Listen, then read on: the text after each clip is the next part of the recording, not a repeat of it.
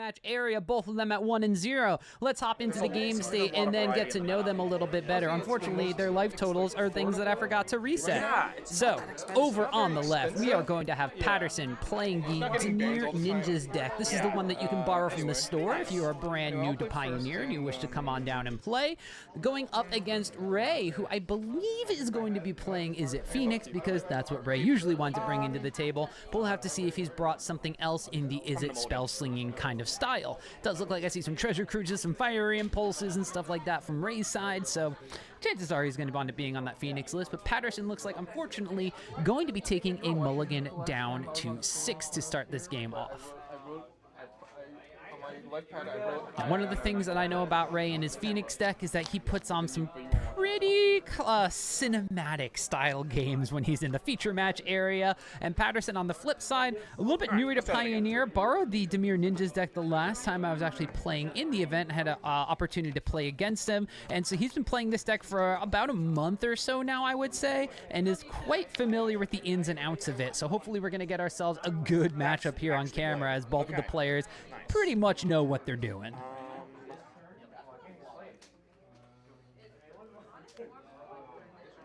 Wind up seeing what Patterson's going to be keeping with his 6, because it sounds like it's going to be a good thing. I'll bottom this and go. All right, Ray is going to be one that kicks things off. We're just going to play a River Glide Pathway and passing the turn here. The Phoenix deck does kind of have some one-drop spells, but most of them are cantrips, and they're going to be able to set up things more than actually interact with things. We see this Fairy Miscreant going to be coming down from Patterson. That's one of the card advantage kind of card creatures that we're going to have here. You can copy, and for every time you copy it, if there's one other one in play, you're going to draw a card when it enters. Artist Talent, however, is going to wind up being the main engine for Ray's Phoenix deck. And it does look like here that we're just going to wind up starting off a little bit aggressive from Patterson's side. We get Moon Circuit Hacker hitting the battlefield after we bounce our Fairy Miscreant with our Ninjutsu. This is going to be something we're going to be a little more common from the Dimir Ninja side of things here. Bouncing our creatures, replaying them whenever the heck we want to, because we're going to have a lot of low mana cost creatures. Now this Moon Circuit Hacker, because it wind up being ninjutsu'd in, you're going to be able to just draw a card. Now, if you wind up attacking and dealing damage next turn, it's just going to be a loot effect. You're going to have to discard after you draw. But the plus side of being this ninjutsu is you get 2 damage in, and you just get to draw a card scot-free.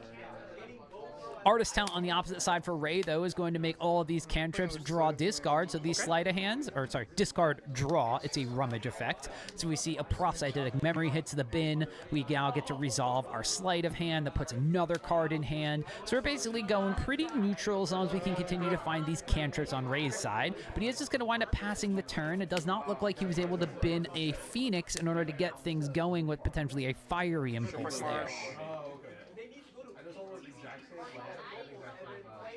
I'm going to move to combat. Back to Patterson's turn. It's going to be combat. We're going to have the Fairy swinging in alongside the Moon Circuit Hacker, and it looks like here comes the big bad Kaito, Bane of Nightmares. That's going to be the main thing in this deck, and it is not only going to be very powerful in and of itself, but the fact that we are going to be able to cast a bunch of ninjas in our deck means that Kaito's emblem does work here as a Lord effect. So we did wind up having the Kaito get connected. However, the Moon Circuit Hacker was going to be lightning axed away, and Ray had to discard an additional lightning axe to do that. So by filling up his graveyard, this kind of signals that Ray has a treasure cruise or something on his side of the battlefield. Looks like Patterson is just going to activate the 0 ability of Kaito. We're going to Surveil 2, and then since we hit an opponent this turn and caused them some life loss, we're going to be able to draw a card off of that one. So now there's an active Kaito on the battlefield here, and there's that treasure cruise that we were anticipating from Ray's side of the battlefield. We're going to have an Artist Talent potentially here to discard draw, so we get rid of a Consider. We're going to draw a card off of that, and then we get to 1, 2, 3, refill our hand with that treasure cruise.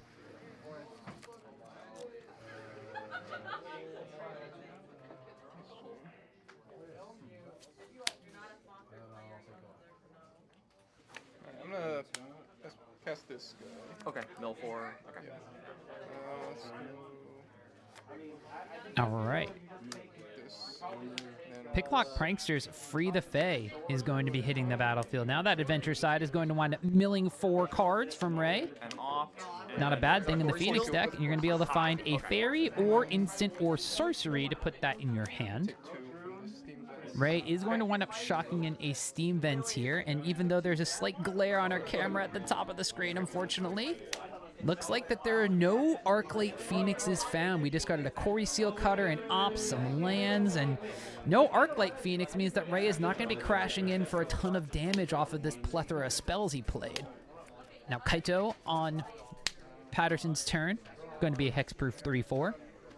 Now Patterson does have the ability to give it an emblem, get 4 damage across. Gonna plus Kaito. And it looks like that's exactly what he's going to do. Kaito emblem is going to come on down. I believe we have those over there. Yep. There we go. Thank you, Kevin Duda, who's featured in round number 1, made us these awesome tokens. Okay. But we get ourselves a Kaito emblem, and that is going to come on down, forcing Ray to go down to 4. Or, sorry, take 4. Go down to 9 from 13. I can math. Trust me, I'm a stats guy. Ooh, and it looks like a newer addition to the list here. Cecil Dark Knight is going to hit the battlefield. My favorite Final Fantasy character, which I will never stop telling everybody, from my favorite Final Fantasy. Cecil is a 2/3 with Death Touch, and whenever it deals damage, you lose that much life, but if your starting life total is then 10 or less, which is half your starting life total in this 60-card Pioneer format, Cecil will flip on over into Cecil Redeemed Paladin, which is going to make all these ninjas indestructible when they attack, which is pretty problematic if you're Ray.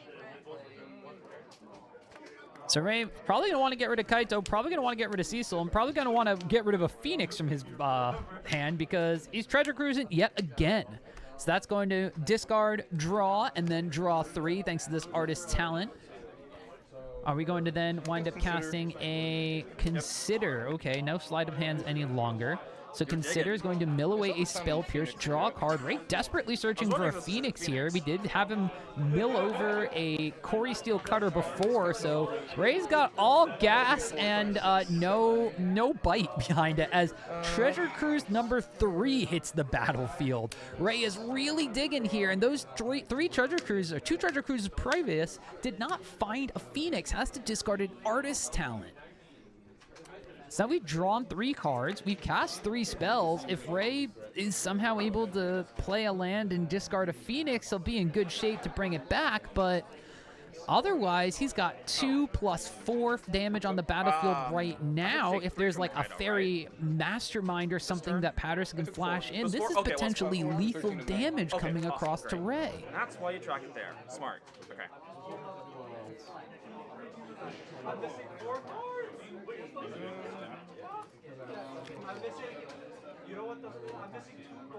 Looks like there is a Fiery Impulse in Ray's hand, though. A plethora of cards. He's drawn basically everything he possibly, basically his entire deck at this point, with how many Treasure Cruises and Considers and Sleight of Hands and all these triggers that have been happening from these artist talents going down. Okay, I'm gonna Fiery Impulse. Ray's sitting pretty with cards in hand, but Okay. Fiery Impulse does come across, deals with Cecil, even though he's delved a whole bunch. Ray is going to be filling up his graveyard nice and easy. All right, does wind up finding another land to play off of that. Okay. Because he did wind up discarding and drawing with the Artist Talent. Looks like this is still on Ray's turn. Okay. All right, and just going to pass back to Patterson. Patterson's had a little bit of struggle with land here, but did have the requisite 3 to play that Kaito on curve. Hasn't drawn any lands since, however. Plus again. Okay. All right, we get emblem number 2 coming down for Kaito, so that's a 5 damage ninja coming across. That's threatening a 2-turn clock here. Ray's going to wind up going down to 4 off of that. And I'll pay a blue for. So we know there's a Fairy Miscreant in Patterson's hand, so he's going to throw that one out there. And let's just bring that one up here, in case my word salad from before didn't describe it aptly. When it enters the battlefield, if you control another creature named Fairy Miscreant, you can draw a card, which is why that synergizes so well with the Mockingbirds. All right, Ray is potentially off to the races here. Cori-Steel Cutter has hit the battlefield, and this is the menace that makes this Phoenix deck truly difficult to deal with. So Cori-Steel Cutter is spell number 1. Spell number 2 is this Fiery Impulse. It's going to get rid of this Fairy Miscreant. We're going to discard. We're going to draw. We've been a Phoenix. So now We should have a monk token, because that was the second card. Treasure Cruise number 4 this game. Perfect amount to delve away everything but the Phoenix. So we discard away our Picklock Prankster off of the Artist Talent trigger. So now we have this 2/2, should be a 3/3 with the Prowess. Now this Consider is going to make it a 4/4. That's also going to be the prerequisite 3rd instant or sorcery that we're going to hit in order to bring back our Phoenixes. Phoenix number 2 is also in the graveyard, so now Ray is potentially going to be threatening, I believe it is 10 damage altogether. But Ray is probably going to have to play defense this turn, because if you attack with too many things, Kaito does have an ability that says -2, put 2 stun counters and tap something down. But Ray now needs to consider, do we go after the Kaito, because those 6 loyalty counters are looking quite tasty, but Patterson does have 2 mana available. And a plethora of cards in hand, and knowing that Patterson has not hit his land drops, you can assume that there's all gas and no breaks in his hand.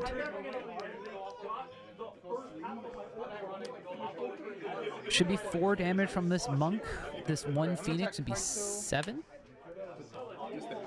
Just those 2? Just these 2, yeah. Okay. This monk is in prime fatal push position, however, whereas the Arclight Phoenix would be more difficult to deal with. I'm going to fatal push the monk. There it is. Fatal push hits the monk. Phoenix is... I'll fatal push the Phoenix too. Okay, you don't have revolt. You don't have revolt. Yeah, I do. Oh. You killed my creature.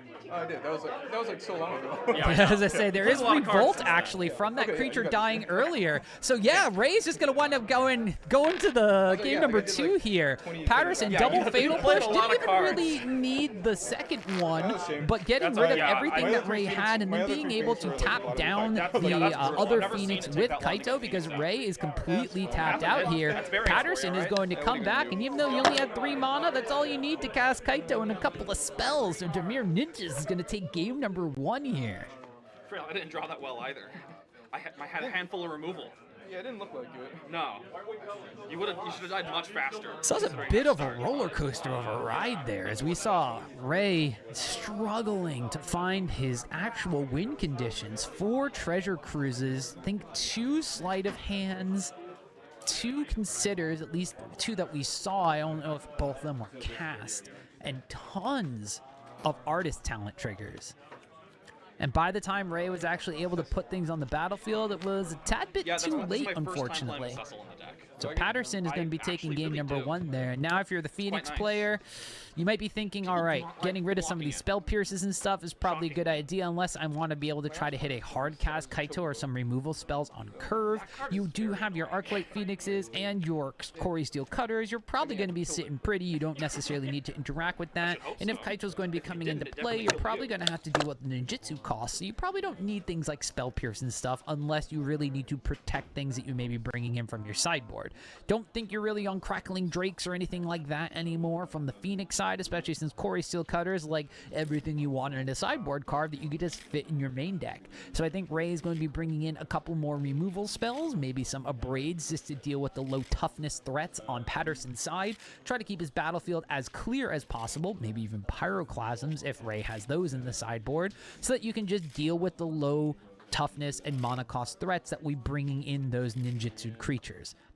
Now, if you are on Patterson's side, this is where you need to consider how much graveyard hate do I bring in. The Arclight Phoenixes are the namesake card of the deck, but it has pivoted towards the Cori-Steel Cutter being the main way that it pushes damage, especially pushing damage early.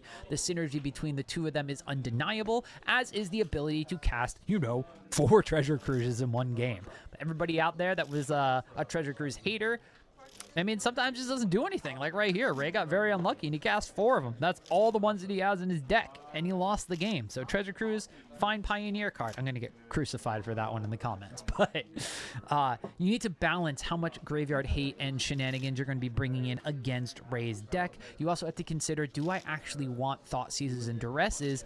Yes, they fill up Ray's graveyard, but I can't deal with a Resolve Cori-Steel Cutter. I can maybe bounce it. I can deal with it on the stack. Do I need to get it out of Ray's hand? That's the thing you need to think about. You also need to consider, do I have things like Leyline of the Void, and do I bring those in? Am I just dealing with unlicensed Hers? And Ray can deal with that by bouncing it with into the Flood Maw, or bringing in those Abrades and killing an artifact. Or do I have something that gives me a little bit of extra tempo, like a Cling to Dust, and that's what I wind up bringing in. I think if you have Cling to Dust or anything like that, that's where you're going to be at with Patterson, but otherwise your main game plan is probably going to be good enough to really wind up dealing with as much stuff as possible from the Phoenix deck. Likewise, Phoenix is just trading in some of those dead spell piercy type effects, and most likely just bringing in extra burn spells, extra removal, extra bounce effects, so that you can deal with the ninjutsu factor from Patterson's deck. Does look like that Patterson, however, is going to be taking a mulligan to 6. He did in game number 1, and you wound up winning on the draw as well, so it's not the worst thing in the world. You still start with 7 cards. You have to draw 1 at the beginning of your first turn. But we'll see how much that actually affects him in this game.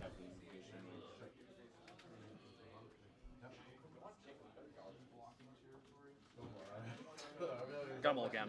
Oh, has to go down to 5. That's never the thing you want to see if you are in Patterson's shoes.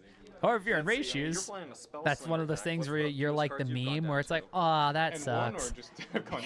Yeah, I'm one.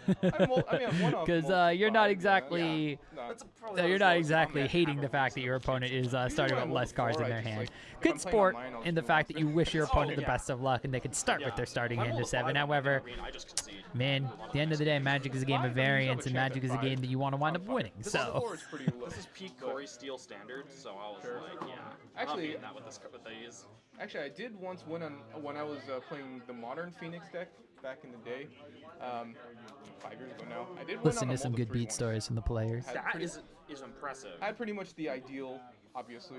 Sure. Top decks, and my opponent I think phoned it in after I mulled 3, just assuming he was going to win, and just. Ooh, talking about good beat stories with mulligans. So Ray is inadvertently giving Patterson all the best of luck right here.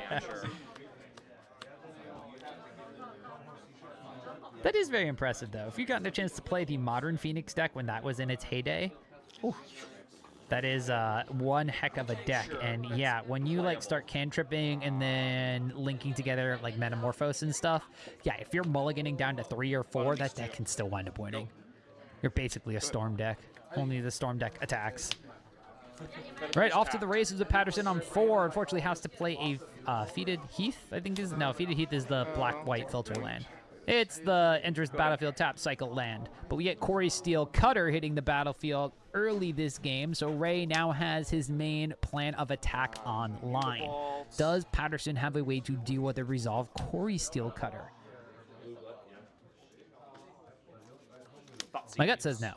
But, all right, so Patterson does have the Thoughtseizes in his deck. So we are going to get a chance to take a look at what Ray has brought to the table. Hitting that artist talent would actually be pretty huge here. Yeah, and Patterson just immediately is going to hit that once he's consider Arclight Phoenix, a land, and a lightning axe, and Ray is going to play face up in good sports.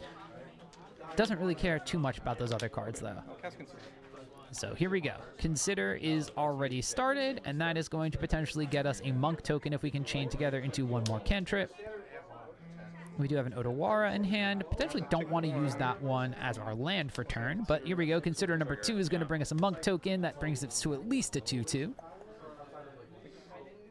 Ooh, second Cori-Steel Cutter. That one's going to hit the graveyard. Ray may be searching for land number 3 and 4.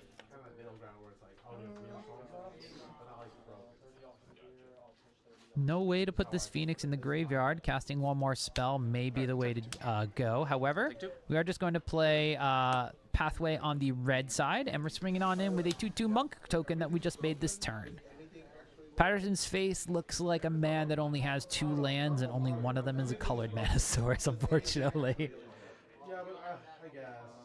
Breathing a deep sigh. Circuit. Pass. Yeah, we are just hard casting our Moon Circuit Hacker as a normal 2/1 and passing the turn. So that says I don't have lands. There's a Lightning Axe right face up in Ray's hand that is going to be able to kill this Moon Circuit Hacker, discard the Phoenix, and if Ray is able to find another spell off of this Opt, it's going to start bringing back that Arclight Phoenix as well. Ray takes one off of the Shivan Reef. There's the second op, so this is probably going to wind up being a lot of damage coming across. We're going to have a 4-4 and a 3-3 Monk, and then we're going to have a 3-3 Phoenix. So that's going to be 10 damage coming across to Patterson, and I think that might be the quickest game number 2 we're going to see this evening. There we go. Lightning Axe pitches the Phoenix. Discarding Phoenix. Of course. Yeah. Patterson says, of course, that was a heads-up play. Here we go. Going into combat. 10 damage comes across, and it looks like Patterson just said, I'm going to scoop because, unfortunately, I was on a mulligan to 5, and I have not found any lands, and I don't think I can deal with a battlefield that big that fast. So Ray is going to do the Izzet Phoenix thing. Cori-Steel cut his way into a game number 3. Should play today.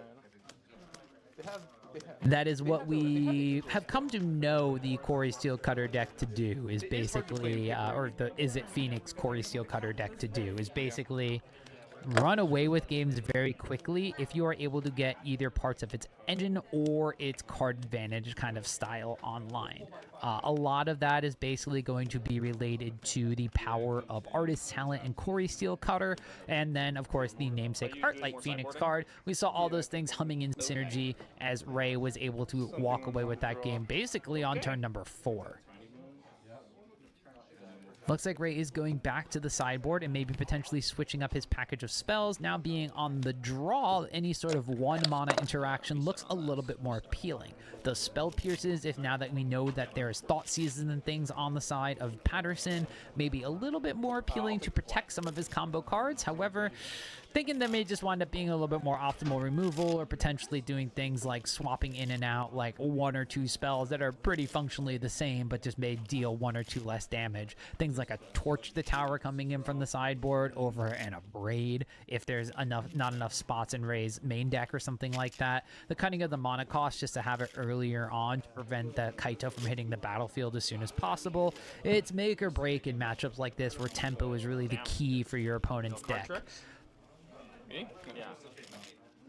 No. Looks like Patterson, however, not really going with too many other alterations to his side of the sideboarding plan. Just going to wind up keeping things the way it is. We saw the Thoughtseizes are still in the deck, probably going to be having just a straight up amount of removal. The Fatal Pushes are an interesting thing. I think those are going to wind up staying in just to try to deal with as many tokens as possible, especially if you're going to be able to pave the way to have a Kaito connect because of that. But I'm not too sure how many of them were left in the deck if he did any sort of heavy sideboarding, since Phoenixes need Revolt, and the only way you get Revolt in this deck is mostly you ninjutsu your thing back and do it offensively, or Ray kills your thing like what happened in game number 1.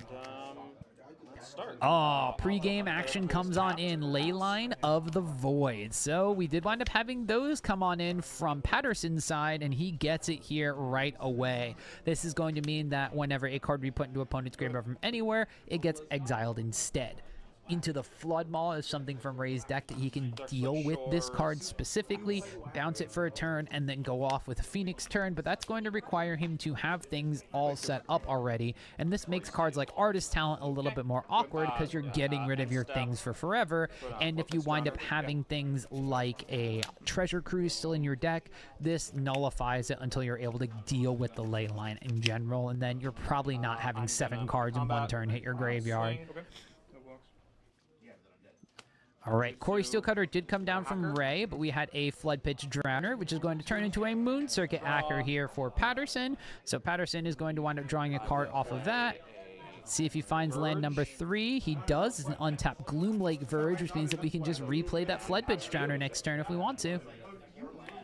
So Patterson's got his more aggressive start online as well. Didn't have the 1-drop, but does have the 2-drop. However, oh man, the good things come in pairs here. Cori-Steel Cutter number 2 comes on in, and this Fiery Impulse to deal with this Moon Circuit Hackers going to bring a pair of monks along with it. Shocking your opponent's creature and getting 2 1/1s with prowess. Not the worst trade in the world. Looks like Patterson is going to tap down one of those monk tokens, however. Put a stun counter on it, and then Ray decides he does not want to trade away the monk token for the Flood Pitch Drowner. Instead decides that I'm winning this game by going wide. I don't think there's any board wipes or anything in Patterson's list. Maybe an Extinction Event or a Path of Peril on the sideboard could have come in, although that really hurts Patterson almost as much as it hurts Ray. We're going to have to see here. We could also be just saying straight up, like, hey, I know you got Kaito in your deck. I don't want that hitting the battlefield, so I'm just going to lead back this monk to block.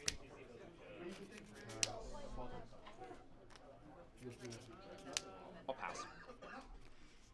Patterson just plays land go. So being a little bit more on the control-y side here, it does look like he has a couple of lands in hand, so it might also just be flooding a little bit. But Ray's going to start off his turn by shocking into Steam Vents, going down to 16. Thank you for updating the life pad total, by the way, players. Appreciate that. And the artist talent comes on down. We're going to sleight of hand. That's going to trigger Cori-Steel Cutter. We have 2 prowess triggers on one of those monks. 0 prowess triggers on the other monks as they have just come into the battlefield. Looks like we have the choice of a Phoenix and something else. Don't know which one Ray wound up taking. All right, let's, Red card in hand. Couldn't tell if that was the Phoenix or if he took an Abrade. I will go to combat. But combat is happening. This is going to be 3 plus 2. So 5 damage altogether. No effects. 5. 15. Puts Patterson down to 15. Good. Patterson, unfortunately, looks like a very land-heavy hand. Didn't have any play at the end of Ray's turn with 4 open mana. Finds a Mutavault, so you have blocker potentially. But I don't think we have any fetid pools or anything to cycle at this point. Patterson keeping a very land-heavy hand based on the strength of that Leyline of the Void and the ninjutsu package he has with the Flood Pitch Drowner. But it looks like it might not be enough to deal with the other part of Ray's deck, which is this double Cori-Steel Cutter. And here we go. Ray is turning the corner, says, I'm going to bounce this Leyline of the Void with my flood into the Flood Maw. Gives them a fish in order to do so. So that's still on the in play when I do this. So Ray is going to have to exile that card. He discards to the Artist Talent trigger. And then I'm going to Abrade the Flood Pitch Drowner. He did wind up taking in a braid there, so that's going to mean that we have Why does that not get 4, 3, so 3 this is on the stack, monks. and then your Leyline of the Void goes to your hand, and then it goes... Oh, sure. Yeah. Okay. Gotcha. Ray this just one explaining how the Into the Flood Maw is Well, there. it doesn't get exiled. This one, Flood though, Pitch does get Drowner exiled 'cause your Leyline's goes still on back the to field. hand. Right. Because you bounced. So at this point right now, there have been 2 prowess triggers. That's going to be 4 damage from these new monks, and then 12 damage from these other monks. So 1 more spell is basically lethal. We do know there's a Flood Pitch Drowner in Patterson's hand. He could have some removal spells as well, but face up on the battlefield now, this is lethal Go to damage. combat. Am I just dead? And there's an Arclight Phoenix that was discarded as well, so that Leyline of the Void bounce was crucial here. So this is 16 damage from the monks. There's another 6 from the 2 attached to the Cori-Steel Cutter, and just 3 more for the Phoenix to fly over just in case. That's Izzet Phoenix. That's the deck in the nutshell, and that is Ray. Still sideways camera, even though I tried to fix it. Going to be taking this match 2 games to 1. Yeah.